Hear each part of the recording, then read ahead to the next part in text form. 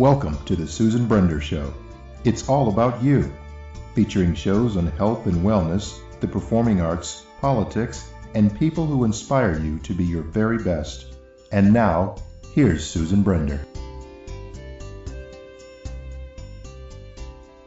I'm Susan Brender, and this is the Susan Brender Show. Today, my guest is Ankit Shukla, who was born in India, but he moved with his parents to Sparks, Nevada when he was a year old. His parents were hardworking Indian immigrants who wanted a better life for their two sons, and they succeeded. And what happened was Ankit became a nurse after college, and he's been traveling and he's been doing all kinds of things to help our society, to help with all kinds of medical things. So I want to thank Ankit Shukla for being on the Susan Brender Show, and I want to welcome you to it. So let me ask you a question. What inspired you to write a book about your life? Because certainly you must have many interesting things that you were able to do during the time that you were doing your nursing and traveling and meeting a lot of people. So tell our audience what that's all about. Oh, yeah, absolutely. And I've actually written two books in that meantime. My first book was a motivational book, which I developed through a lot of different various ideas that I learned throughout my life, through work, life experiences, mentors.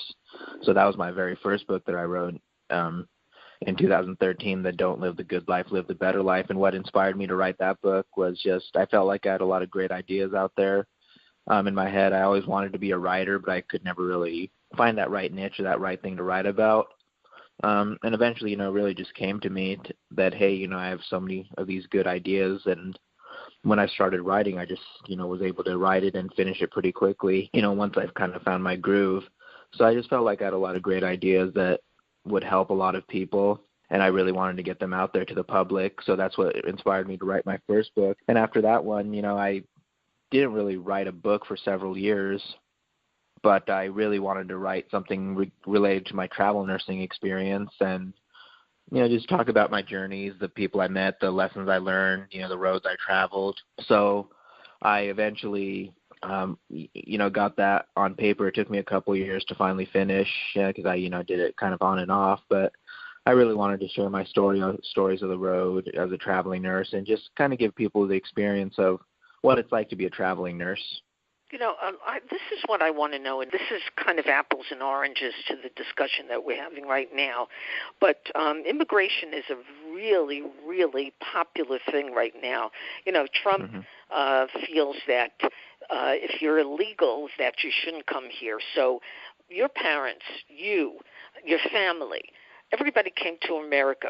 Were you legal, or did you try to just come to the country and see if you could get a legal status? Because, so many different people come, and we need them. But on the other hand, there is a real debate about whether or not we should let people in. So what's your thoughts on that? Oh, yeah, sure. Yeah, my parents came, legally. It was back then. It was a lot easier to get a green card than it is now, for sure. But yeah, my parents went through the process, got a green card. My dad actually came first, and then my mom and my brother and me came about 6 or 7 months later. So we, came through those channels and, obviously have stayed here ever since. Eventually my parents became citizens and went through the whole testing process. As far as the immigration, of course, we need immigration. We, get some of our most intelligent and talented people from, over the border, basically. And I just feel that yes, people should come here through the proper channels. And, I just think it is a safety issue at some point. However, I think I think there should be some type of way to make it a little easier for people to come through the safety channel, still have, especially with the technology we have, the resources we have. I think we could, make it possible for people to come here through the proper channels and also have some type of, quick way for them to do it. So, of course, if we're so many people, I don't blame some of the people that have come here, quote unquote, illegally because they were definitely in situations where it was just intolerable and they had to in order to save their lives. And, any one of us would probably try to do the same thing if we were in some of their positions. But I just feel, it's certainly a safety issue for people inside the borders. And I just feel that, we could do something to make it at least easier for people to come here legally and also, integrate into our culture, easier as well. Now, let's get back to the book. Now, Sure. You became a nurse here, which was until about, I want to say about 10 years ago, and maybe even less. Generally, men didn't become a nurse. Their motivation, of course, was to be doctors. What motivated you to become a nurse? Sure, absolutely. And certainly I had becoming a doctor on my mind or various other forms of graduate study.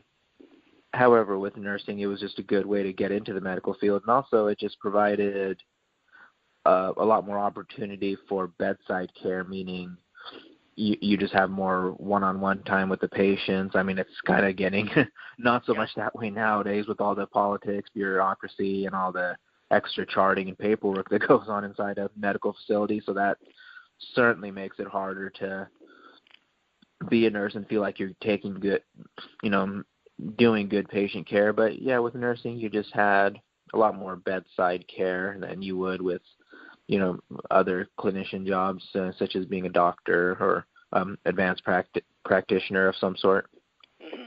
I'm going to tell you just a little bit about my family. I have a daughter-in-law who is a nurse, and when I speak to her about nursing profession, she absolutely tells me that it's an incredible job because, as you said before, while doctors are extremely important, nurses do much, much more.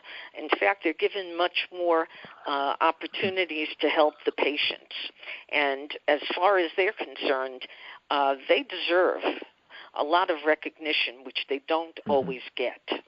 Now, with regard to your nursing, do you feel that you've gotten the recognition you deserve? I have from patients and families that have actually, I think, experienced a hospital stay. People that have not, I think, are still not completely sure. Actually, even the ones that have, because, they don't see a lot of the background work that a lot of the nurses do as far as being able to check labs, making sure we give our meds on time, being able to coordinate so many different things at different times. So I would say no. Overall, probably no, they do not get the recognition that they deserve. And I very much agree with your daughter-in-law in that respect that, yes, the nurses do a lot. They do have do a lot of things that people do not realize and have roles and that are beyond, or their scope of practice is beyond what most people actually think it is. As far as being better than doctor, I'm not going to compare the two. They're both very, very important. In patient care, it's just different roles, different responsibilities, different routines. So I'm not going to say that one's better than the other, but the doctors deserve just as much recognition as the nurses do. But I think it's becoming more. Nurses are becoming more respected as time goes on, and people are realizing that, hey, it's the nurses are the ones that really run the hospital and are there at the bedside 24/7 with the patient. But that's right. In their own way, we all are important in our own ways, and we both specialties do so much in their own ways. Yeah. Now, let's get back to the book. So you explored all different places, and you met a lot of people on the way. Give us a story. Tell us a little bit about one of the experiences that you had and why it was such an important thing in writing the book. Sure, absolutely. Well, probably one of the most important stories in the book was, actually the story of how I met my wife. And how, it was very close to not even happening, and it just makes me realize how just little decisions, I guess maybe not so little, but, just one decision here or there can just completely alter the course of your life. And after my very first travel assignment, which was in Colorado, I was actually did not have another assignment set up because, there were a lot of internal changes going on in my company, and, we had to, and, so it was just kind of harder to, get a hold of somebody to get my contracts finalized. And there were so many different opportunities that came up that kind of fell through the crack. There was California, there was, some stuff on the East Coast, and then the Midwest, and then finally New Mexico. First it was Albuquerque, and then finally Santa Fe. I finally ended up in Santa Fe, which I was looking forward to going. I've heard great things about Santa Fe, New Mexico, and I had never been there, and it's not really a place I probably would have just traveled on my own. But the fact that I got the opportunity to work there, definitely was a great experience and a great opportunity. So eventually that's where I ended up meeting my wife, long story short. And it's just funny because that would have never happened if I had not gone to Santa Fe, New Mexico at that time, at least. That's really interesting. In Santa Fe, I had a cousin who used to live there, and she was a midwife to the Native Americans.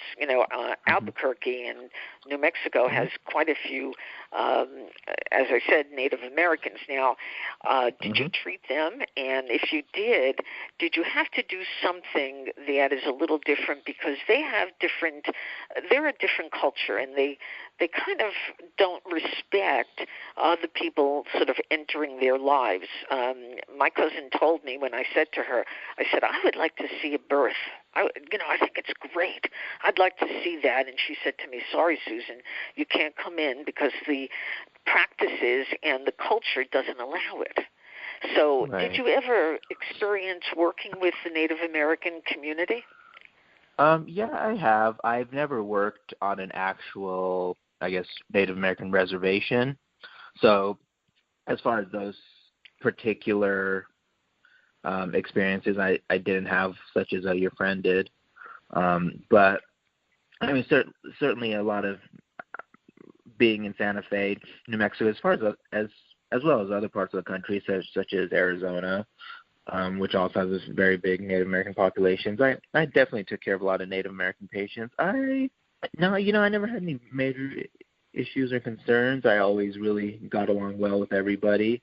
I think, and I don't know if this is,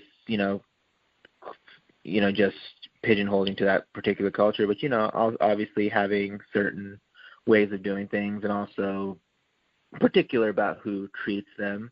And I think a lot of it just comes down to a respect issue.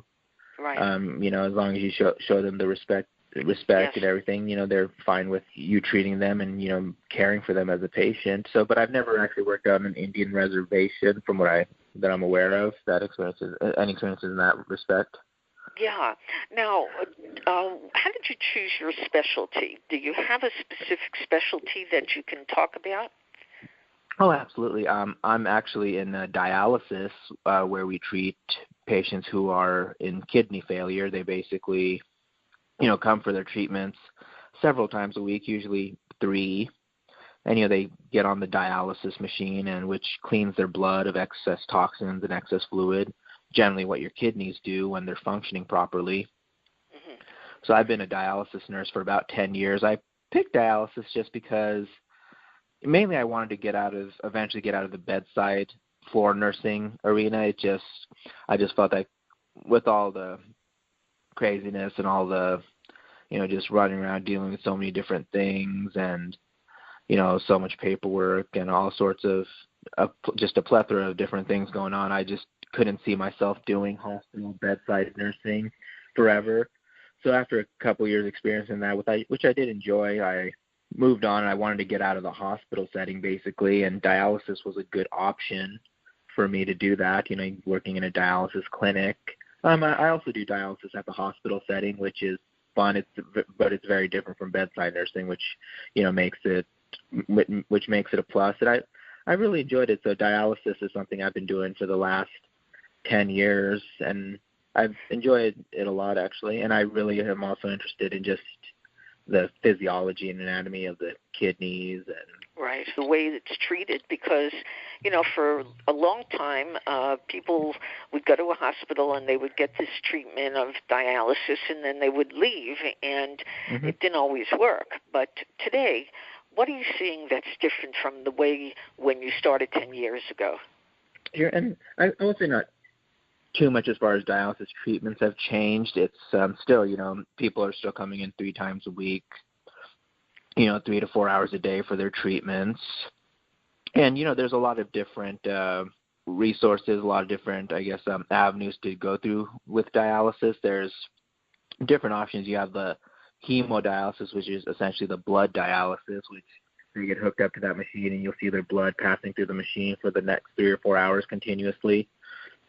There's what's called the peritoneal dialysis, which they actually put a tube in your abdomen, and your abdomen actually works as there's a lining in your abdomen that actually works as a filter, and you have fluid that's injected into your abdomen. It sits there for several hours, then then comes out and actually helps release or some of the excess toxins and fluid that exist in your body. Right. So I've seen, and they keep talking about a lot of advancements in kidney disease, and that's more on the surgical side that I see going on. That make it potential that patients may not need to be on dialysis long term. Oh, that would be phenomenal. Now, getting back again to your proudest moments, because I'm sure that you had many, and the people who you treated during that particular time, what made you feel so proud, so excited, so happy to be able to deal with it? Oh, absolutely. The biggest thing that gave me excitement was when someone was in a better situation, whether it was their physical state, emotional, mental, spiritual state, whatever it may have been, but they were just in a better state after I had worked with them than before. And that's really a goal that I have in whatever avenue I take in life and whatever projects I'm working on. When I'm working with people, I always want them to feel better and be in a better state of mind after they've worked with me than before. So the fact that I'm able to treat someone and make them feel better after the fact is something that I'm always very proud of. It doesn't always work out that way, unfortunately, but all of the times that it does, it really, helps give me a boost and really helps keep me moving. I'm sure that you see some horrible things, and you see people in pain, and you see them suffering. And if that is the case, the issue that I would like to know is, how do you sustain seeing all of these horrible things, and how do you kind of walk away and say to yourself, well, I tried my best, but, you can't always help people. So there must be something that you have the ability to do, and that is to be able to, take care of people and not take it personally. That's my question. Do you take these cases personally? And if not, how do you get through it? Oh, absolutely. I do still take it personally. When something does not go right, I do assess the situation. I say, okay, wow, is there something I did? Was it a circumstance that just nobody could have controlled? And I try to use that for learning experiences in the future. I try to be very thorough in my care, even though it can be very fast paced and constantly moving. But I always try to be very thorough in my care, and when something does go wrong, I certainly assess the situation as much as I can, and I just try to stay really positive. I understand that things go wrong, but I'm someone that tries to, look at the positive things and say, hey, the vast majority of the time things go well, and try to think about those positive experiences that help keep me moving, even though there's negatives that arise, there's things just don't go right. I just try to keep the positive things in my mind, and and that helps keep me moving. And I still do take it personally. It is very hard. I try to, as much as possible, take my mind off of work when I'm at home, which is also a very difficult thing to do, but I enjoy a lot of different hobbies, a lot of different things that I do. And honestly, if I can if I could just look myself in the mirror every night and know that I did everything I could to the best of my ability on that particular day, whatever the situations were that day, then, I can at least sleep at night knowing that. Yeah, I hear you. So what do you want people to get out of your book? And I should give them the title of the book, which is Don't Live the Good Life, Live the Better Life. What do you want people to get out of that? So, that book, the Don't Live the Good Life, Live the Better Life, I basically want people to understand that they can have a better life, meaning what I mean by that is we should always be looking for better and not just settling for good, because good has limitations. But if you're always looking for better, you're always looking to improve your life in some way, shape, or form. And believe it or not, we all can, no matter what situation we are in life, we can always make things better, whether it's in our career, personal lives, health, relationships, whatever they may be. We can always live that better life and constantly strive to improve our situation. And, it's not a way to say it's meant to be greedy or not appreciating what you currently have. It's just saying, hey, I can always have more. I can always have better. And that's that's the main thing I want people to get out of this particular book. And I think subconsciously we all do that, because I think a lot of days most of us wake up and say, hey, what can I do to make today better than yesterday? Should I exercise? Should I spend more time on this project or that project? Or where should I give my priorities to today? Yeah. The wonderful thing that I experienced was something that was called arts and medicine. And it was where people came to the bedside. They played music.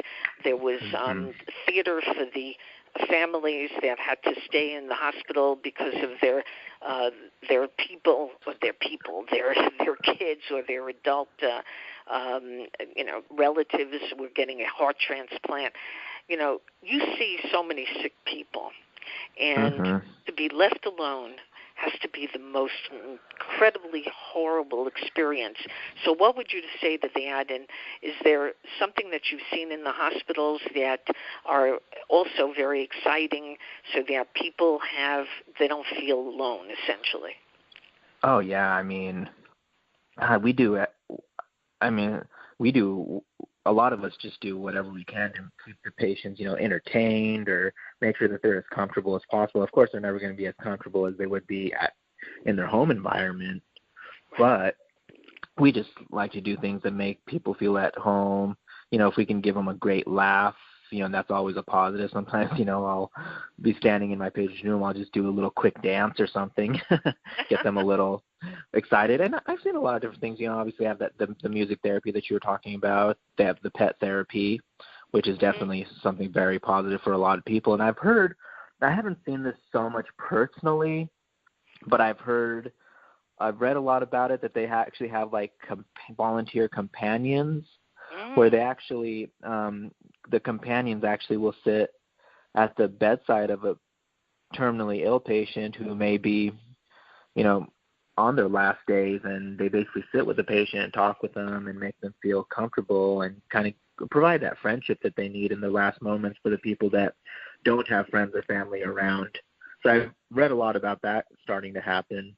Right. I haven't seen it so much personally, but that's, I think, something that's very positive, and a lot of it's on a volunteer basis, which is a great thing too.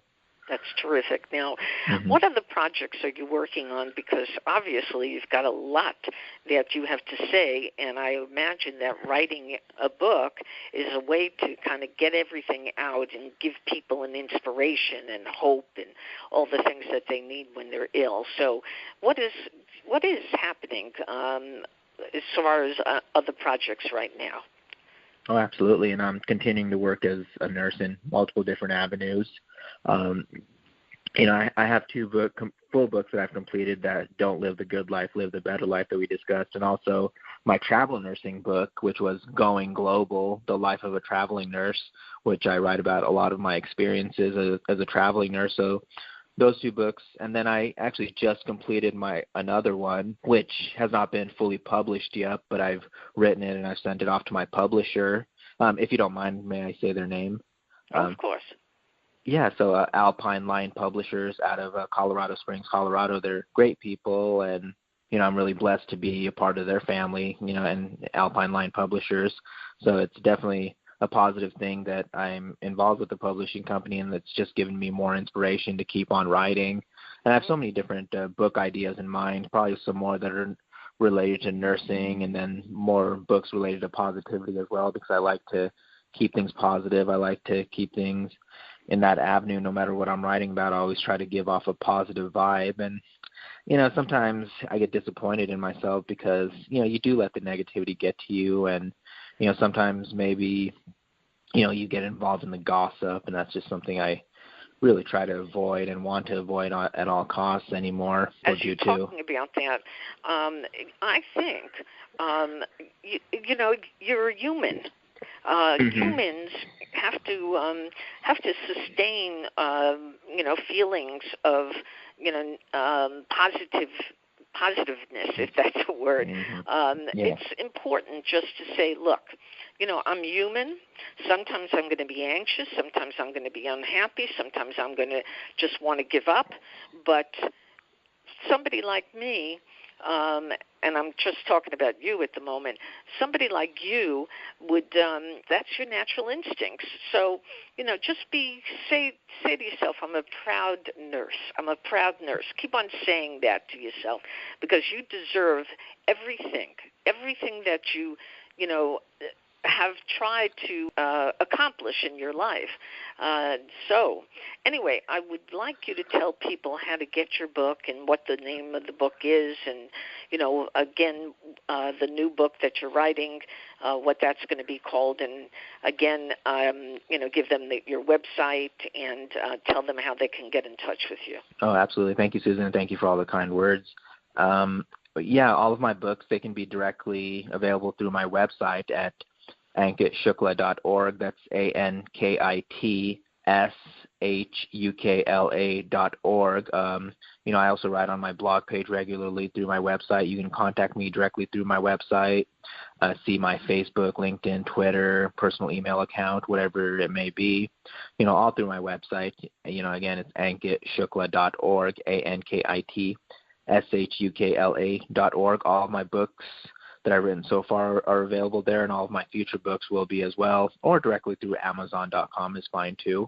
My next book that I actually just finished, that should be out hopefully within the next couple of weeks, it's actually called Crossing the Bedside, and it's basically each different chapter is a memorable healthcare story from various healthcare workers around the globe that I interviewed and got their stories from. It's all, I didn't use any real names or any identifiable information, so, just to keep the privacy, of course, in that situation. But, yeah, that's my current book that I just finished. And I have a lot of other, definitely, positive books, like I'm thinking about writing a nursing thriller book of some sort. That's interesting. And, yeah, so I kind of want to keep, I kind of don't want to be pigeonholed to a single genre. I'd like to try to expand and try to have various different avenues to write and different ways that I can write. So, and I want to continuously write. I really enjoy it. And, I hope to, put out a lot more writing projects out there and really be able to have, millions of people out there, read my books and be inspired, be entertained, whatever it may be. Well, my guest today has been Ankit Shukla. Now, Ankit is a nurse, but he's also a writer, and he's written already 2 books, and as you heard, he's going to continue writing because it's an inspiration to people. So I want to thank you, Ankit Shukla, for being on the Susan Brender Show. It's been a pleasure. Thank you, Susan. Thank you for having me. Thank you for listening to the Susan Brender Show. To be a guest, email sebrender@yahoo.com.